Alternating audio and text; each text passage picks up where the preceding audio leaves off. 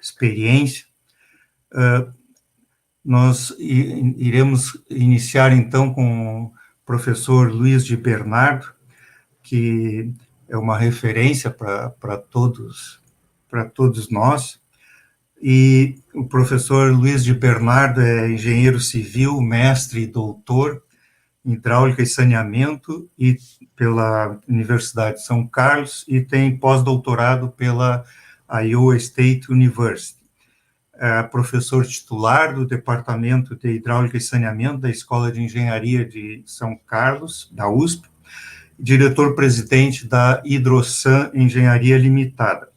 Orientou mais de 80 estudantes de mestrado e doutorado e publicou cerca de 300 trabalhos científicos. Recebeu 4 vezes o prêmio Abel Wohlmann da AIDS, por trabalhos publicados nas suas conferências. Ele também recebeu o prêmio Rudolf Hering Medal da American Society of Civil Engineering por trabalho publicado no Journal of Sanitary Engineering. É autor e coautor de 12 livros e capítulos de livros publicados no Brasil e em outros países, tendo ministrado dezenas de cursos. Também ele é o autor de cerca de mais de 200 projetos de estações de tratamento de água e de resíduos. O tema da apresentação do professor de Bernardo é a importância das características da água bruta na eficiência do desaguamento de lodo de ETA em geotextil. Professor de Bernardo, muito bem-vindo, é uma satisfação encontrá-lo. Ok. Bom dia a todos e todas. Quero inicialmente agradecer aos organizadores desse evento pela oportunidade que nos foi dada para apresentarmos um pouco da nossa experiência com relação ao tratamento de resíduos, em especial a professora Delma, e dizer já também que tem sido magnífico esse evento, está muito instrutivo, e creio que todos que estão participando estão absorvendo bastantes conhecimentos. Bom, vamos ao nosso trabalho então. Ele foi feito e preparado aí por nós, que me deram a honra de fazer a apresentação, intitulada Importância das Características da Água Bruta nos Parâmetros de Desaguamento por Geotecido, ou BEC. Muito já se falou sobre a influência das características da água e normalmente tem se falado com relação ao tratamento em ciclo completo.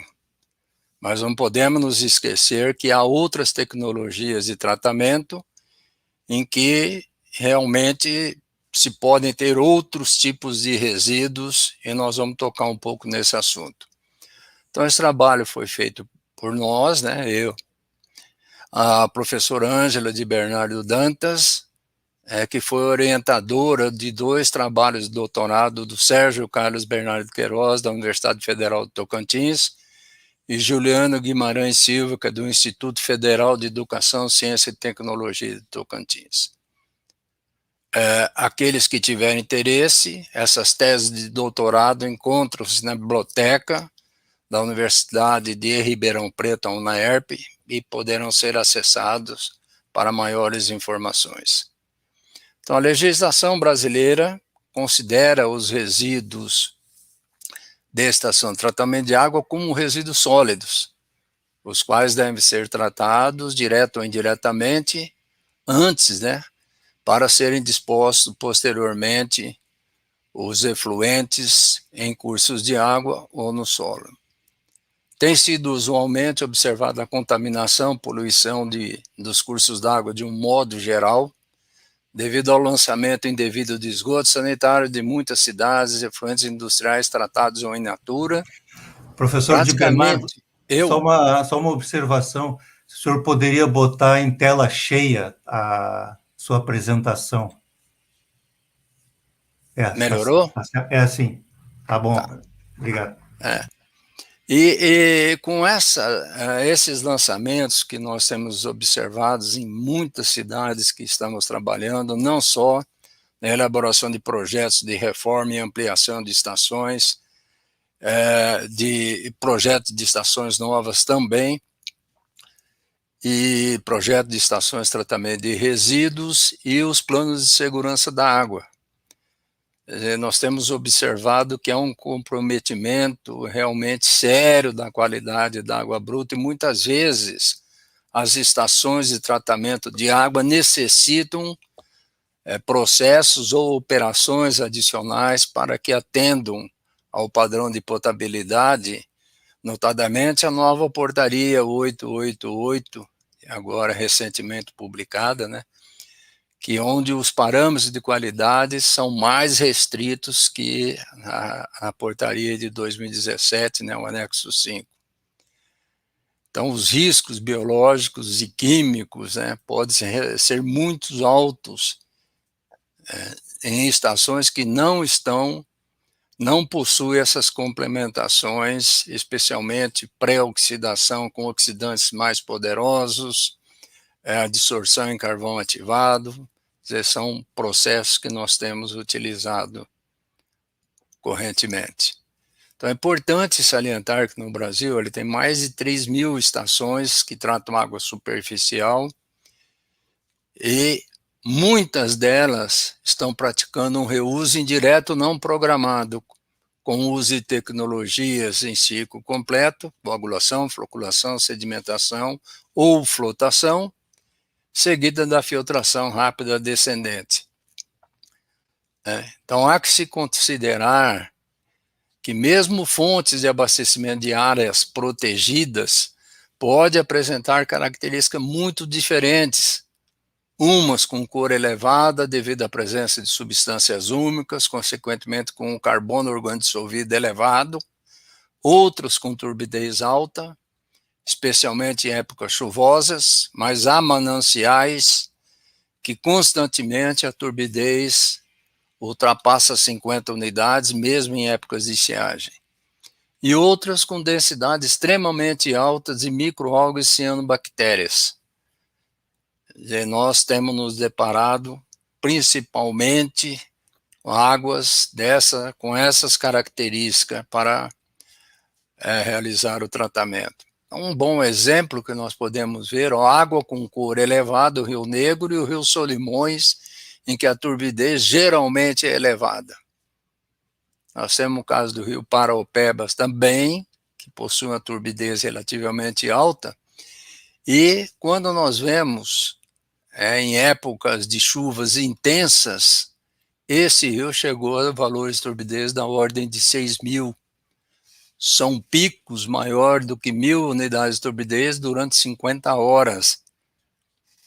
Então, é importantíssimo que se tenham dados de picos de turbidez, pelo menos quando se vai fazer algum trabalho de reforma na ETA ou estudo de otimização do desempenho, etc., que se tenham pelo menos dados de 3 anos de registros operacionais para identificarmos esses picos, porque a nossa estação de tratamento de resíduos, durante um período que tiver o pico de maior incidência, tem que atender.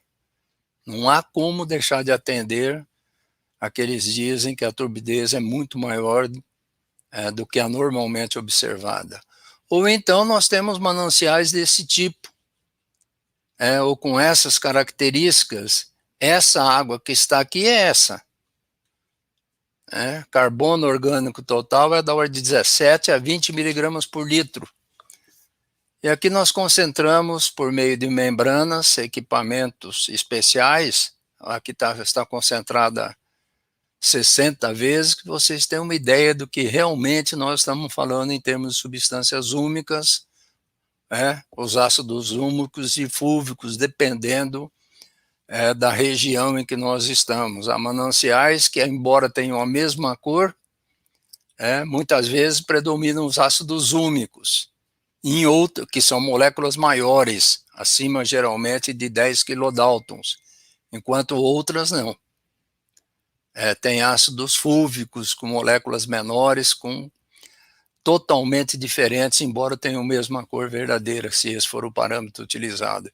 E algas e cianobactérias, plantas aquáticas, organismos, micro-organismos de um modo geral, giardia são os protozoários aí patogênicos, amebo, cryptosporidium.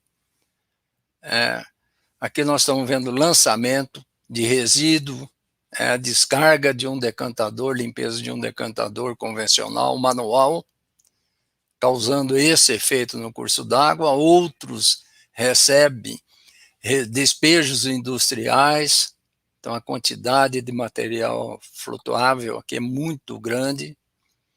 Outros com diversas espécies de vírus, bactérias, e atualmente nós estamos nos deparando também muitas em qualidade da água, às vezes com fármacos, hormônios de um modo geral, e nós estamos comumente medindo tanto agrotóxicos e os compostos orgânicos de um modo geral através do carbono orgânico, que a identificação de todos os compostos orgânicos que estão presentes é muito difícil e muito custosa. Então, em função da qualidade da água bruta, suas variações sazonais devido ao clima, efeitos de contaminação, poluição, as tecnologias de tratamento de água devem ser cuidadosamente selecionadas para que produzam, em quaisquer circunstâncias, água que atenda ao padrão de potabilidade, no nosso caso agora a portaria 888 de 2021. E é evidente que a estação de tratamento de resíduos deve ser compatível com a quantidade e qualidade dos resíduos gerados na ETA, não sendo recomendada a extrapolação de dados de uma ETA ou ETR para outra qualquer. Então, o nosso tratamento hoje, que é o que nós definimos há cerca aí de uns 20 anos, a correlação, é íntima essa correlação entre o sistema de tratamento de resíduos e a qualidade da água bruta e a tecnologia de tratamento. Nós não podemos extrapolar nada, porque dependendo da qualidade da água, vocês podem ter uma filtração direta, uma das técnicas de filtração direta. Não é comum aqui no Brasil, mas em muitos países da Europa, a filtração é múltiplas etapas, com a filtração, com pré-filtros antecedendo a filtração lenta, é muito comum. Então, precisa realmente se conhecer. Quem vai fazer um tratamento de resíduo precisa conhecer muito bem a qualidade da água e os resíduos gerados nela. Então, a geração de resíduo numa ETA de ciclo completo, que é a que nós estamos tratando aqui, deve se basear em estudo de tratabilidade. E dos resíduos gerados nas diferentes unidades de tratamento, com base no conhecimento principalmente sobre características da água bruta e suas variações, pré-tratamento se houver, há estações que têm sedimentação, outras têm oxidação, desinfecção, outras a dissorção em carvão ativado, etc.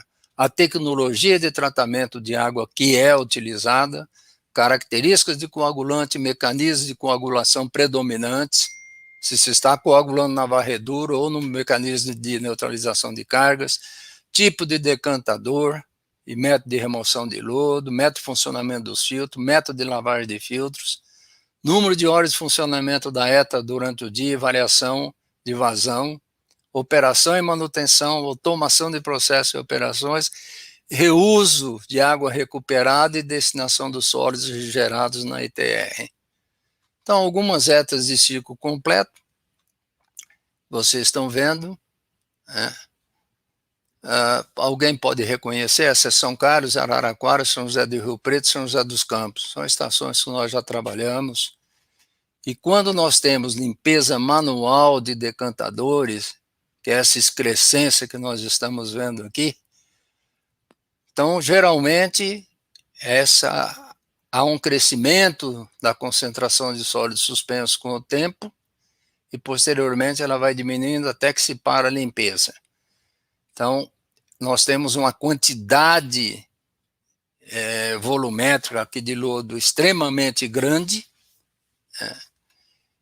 e, em lugar de ter isso, na atualidade, nós estamos indo para algum sistema mecanizado, tentando, por exemplo, com esse removedor de lodo, que é um carrinho com tubos perfurados, um mangote e uma descarga hidráulica. Em estações existentes, temos usado muito esse tipo de equipamento, ou numa estação nova que se pode prever outros sistemas mecanizados, inclusive esse tipo composto de lodo, em que aqui tem as lâminas que vão empurrando o lodo para cá. O quilo que se removia em 1, 2 meses de funcionamento do decantador é feito diariamente através de pelo menos uma descarga ou mais descarga, dependendo das características da água bruta. E em seguida a lavagem de filtros. Então, quando a lavagem é realizada com ar e água, normalmente as nossas estações têm a lavagem com ar, depois água, independentemente. Então, nós tratamos de otimizar o tempo de aplicação de ar, até que se atinja uma turbidez aproximadamente constante ao longo da superfície do filtro. Por isso é que quando nós introduzimos a água, não se parte aqui de valores extremamente baixos, que era a água que estava acima do meio filtrante. E tampouco a água que nós estamos aplicando. Então ele começa com valor mais alto, é mais ou menos algo similar a isso, a turbidez ou concentração de sólidos na água de lavagem. Então aqui vocês estão vendo algumas etapas da lavagem. Então, há diversas tecnologias de tratamento de resíduos das ETAs, de ciclo completo, e somente um estudo de alternativas, com esse estudo, pode-se obter aquela que seja tecnicamente aceitável e viável de ponto de vista econômico. Eu não vou entrar em detalhes, mas há muitas, e à medida que vocês forem mecanizando, ou nesse sentido, até chegar, por exemplo, a clarificação e a mecanizada, adensamento, mecanizado, centrífugas, prensa desaguadora e etc., para o deságua de lodo. Esse custo de implantação e operação vai aumentando. Então, nós vamos tratar aqui do desaguamento por meio de geotestes. Também eu não vou entrar em detalhes sobre isso, acho que já foi falado bastante, mas eu queria só mostrar um pouco esse funcionamento, porque tem havido uma controvérsia muito grande, porque os fabricantes nos fornecem a altura máxima do bag correspondente ao volume em que nós bombeamos para dentro desse tubo. Há algumas indicações de que nós não devemos ceder a 80% dessa altura, porque se formos cada vez mais estendendo essa zona de sedimentação na parte superior, a drenagem deixa de ocorrer em toda essa extensão. Vocês vão ficar com a taxa de filtração por metro quadrado, seria vazão por metro quadrado, muito baixa nessa parte superior. E a pressão aumenta muito, e isso pode até chegar à ruptura. Então, diversos trabalhos já foram realizados no Brasil, entre 2008 e 2017, principalmente, e que tem contribuições excelentes sobre o uso de geotecidos para desaguamento de dietas. Mas algumas incertezas ainda permanecem, por exemplo, influência das características da água bruta, que é o nosso tema, concentração mínima de sólidos totais, suspensos totais requeridas para ser desaguado em bags. Também foi feito isso nesse trabalho. Características químicas de polímeros, dosagens usadas e a taxa de filtração. Então, são esses dois trabalhos que eu já me referi, do Sérgio Carlos Bernardo de Queiroz e do Juliano Guimarães Silva, que foram defendidos na UNAERPA de Ribeirão Preto e podem ser acessados pela biblioteca da escola, da universidade. Então, eles foram realizados nessa estação de tratamento de água de Palmas, a ETA 6. Aqui tem uma foto desses bags funcionando. E ambos foram realizados aqui, montadas instalações de laboratório e instalação piloto. Eu, de início, achava que tinha 1 hora e iria apresentar os resultados de ambos os trabalhos. Infelizmente, eu acabei deixando o trabalho do Juliano, que tinha uma contribuição com escala piloto, com o estudo, inclusive, da taxa aplicada de filtração, etc. E vou me ater somente a esse trabalho, porque ele está relacionado com as características da água. Então, foram preparadas 3 amostras, a primeira amostra 1 com uma suspensão de caulinita, a 2 com água proveniente de rio com turbidez elevada na região, e a M3 com água proveniente de um lago com cor verdadeira relativamente alta. Com essas 3 águas foram otimizados estudos em Jartesse, e posteriormente, com essa otimização da dosagem, para a velocidade de sedimentação foram feitas várias, mas adotou-se então, chegou-se a valores de dosagem para a amostra 1 de 100 mg por litro, 60 mg por litro para 2 e 80 mg por litro para 3, com os respectivos valores do pH de coagulação. Isso porque, com esses dados, poder-se-ia reproduzir em escala já maior, já um tanque de 750 litros, para que pudesse ser produzida a quantidade de lodo que permitisse a realização dos ensaios com o geotécio, com uma única amostra de cada uma dos resíduos gerados. Então, aplicando aquelas condições da coagulação aqui, dosagem e pH, foram obtidos os 3 resíduos, foram caracterizados, tem muitos dados de caracterização que nós não estamos apresentando aqui, tamanho de partícula, distribuição, tamanho de partículas de cada lodo, porque interfere. E os sobrenadantes de cada amostra aqui, que foi coagulada, floculada, sedimentada, foram retirados por meio de sifonamento, e em seguida foram retirados sedimentos, que permitiram a preparação dos resíduos de estudo, reta 1, 2 e 3, cada um deles com 3 concentrações de sólidos suspensos totais de 5, 12,5 e 20 mg por litro. E para cada um desses 3 resíduos, e concentração de sólidos suspensos, foram feitos ensaios de desaguamento e instalação piloto de geotécio com dosagem de 0,5, 2, 4, 6 e 8 mg de polímero por grama de sólido suspenso, para 3 tipos de polímeros, catiônico, não iônico e aniônico. São 135 ensaios.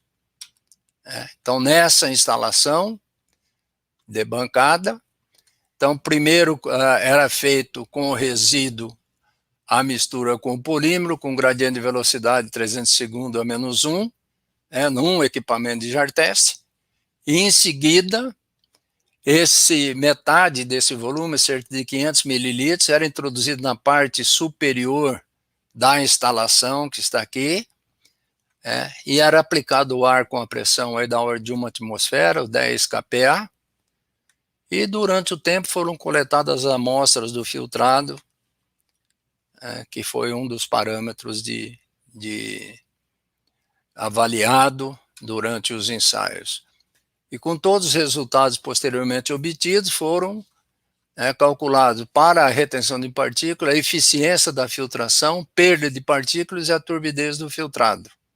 Aqui medidos, na verdade, Agora, esses 2 foram calculados por meio dessas equações.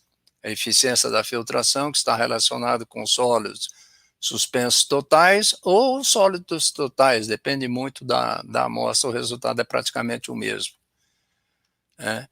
E a eficiência dos índices de desaguamento, como teor de sólidos no resíduo desaguado, percentual de desaguamento ou eficiência de desaguamento ED, que é dada por essa equação aqui, em que se trabalha com a porcentagem de sólidos inicial, final, e a perda de partículas, que ela é dada em gramas por metro quadrado, da área do bag, sólidos suspensos totais finais, no efluente filtrado, e a área do tubo de geoteste, que no caso foram cilindros que foram preparados. Bom, esses aqui são resultados típicos, dado o tempo relativamente exíguo para que eu pudesse fazer a apresentação, então selecionamos algum tipo de resíduo. Esse é o 1, que era água com caulinita, antes da filtração. São as concentrações que estão vendo aqui, olha. Em grama de sólido suspenso por litro. Aqui nós temos a dosagem do polímero, nesse caso o exemplo é o catiônico, e aqui nós temos a eficiência de filtração no geotecido. Então as dosagens aqui chegaram até 4, estava difícil representar tudo isso numa única figura, e aqui continuou de 4 até 8 miligramas de polímero por grama de sólidos suspensos totais. Então esse ainda é o mesmo resíduo, certo? As concentrações que foram estudadas. Professor de Bernardo, desculpe. Já estou. Tenho 2 minutos para encerrar? Exatamente, tem que ficar encaminhando a solução. Obrigado. Muito obrigado. Então, o que nós percebemos é que, para esse resíduo, e o polímero catiônico, que é o que está sendo usado, o aumento da dosagem de polímero, juntamente com o aumento da concentração do resíduo que está sendo estudado, chega-se até 100%, basicamente, a eficiência da filtração. Então, existe uma dosagem ótima e uma concentração mínima para que o bag funcione, ou ele funcione, porque valores abaixo de 1 grama por litro, que é o que se tem geralmente na água de lavagem de filtro, não funcionou. Então é importante vocês saberem, mesmo com polímero, a eficiência da filtração foi abaixo de 20%.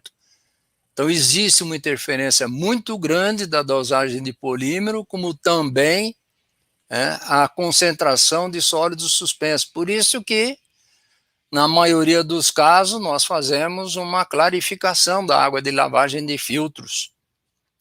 E aqui são alguns aspectos dos diferentes tipos de resíduos, após esse aqui, olha, a dosagem de polímero catiônico, 0,5 miligrama por grama. Esses daqui com dosagem de 5, a concentração de 5 e dosagem de polímero de 8 miligramas por grama. E aqui a concentração de 5 também, olha. São os diferentes resíduos, como ficou após a filtração. As condições gerais, que estão mostrando, o ideal é se ter acima de 10 gramas por litro para a maioria dos resíduos. Mas mínimo minimório seria 5 gramas por litro, por isso eu volto mais uma vez. Dependendo do lodo, mesmo com raspadores, pode acontecer de vocês terem concentração dessa remoção de lodo, mesmo mecanizada. Nós já tivemos casos em que ela acaba dando inferior a 5. Aí é quando a gente mistura a água de lavagem dos filtros com a descarga de decantadores e leva-se a isso um clarificador adensador, não só água de lavagem de filtros. Então, os principais ensaios, resultados são esses. O ensaio em bancada em filtro pressurizado confirmou-se como um método simples e eficiente na predição de parâmetros importantes que só poderiam ser obtidos em escala piloto ou real, como o teor de sólido do resíduo desaguado, a qualidade do efluente filtrado, melhor condicionante químico. As características das águas brutas avaliadas da pesquisa influenciaram diretamente na eficiência do desaguamento dos resíduos estudados. Foi obtida maior eficiência com o resíduo 3, em que a cor era elevada, que para mim foi uma grande surpresa experimental. Eu sempre, há muito tempo atrás, imaginava que seria mais facilmente desaguado um resíduo proveniente de água com turbidez. E não aconteceu. Quer dizer, aí também está muito ligado ao tipo de coagulante, ao polímero e etc. Os maiores teores no resíduo desaguado, a torta, 37%, em escala real, depende muito do tempo de secagem, e que não pode ser muito longo nas etas, porque caso contrário, são bags enormes e áreas extremamente grandes. E a concentração de resíduo, no mínimo, o inicial de 5 gramas por litro. No mínimo, mas nós temos recomendado acima de 10 para poder trabalhar com os bags. Tipo e dosagem de polímero influíram significativamente na retenção de partículas, e o catiônico foi o mais eficiente para os 3 resíduos, enquanto que com o aniônico resultou a menor eficiência da retenção de sólidos para os 3 resíduos e proporcionou a menor redução do teor de sólidos. Polímero não iônico, tem mais as conclusões, e, por último, a recomendação, que é necessária a execução de estudo de tratabilidade dos resíduos gerados na ETA, assim como se ter a concentração mínima de 10 gramas por litro no resíduo a ser submetido ao desaguamento por meio dos tubos de geotéssio. Nós, na Hidrosan, temos comumente realizado esses ensaios. Às vezes não tem uma instalação tão sofisticada como essa, com pressurizada, etc. E nós temos feito isso com uma espécie de cônico, diferentes tipos de geotéssio, e filtramos manualmente, mas pelo menos temos uma boa ideia do que ocorre.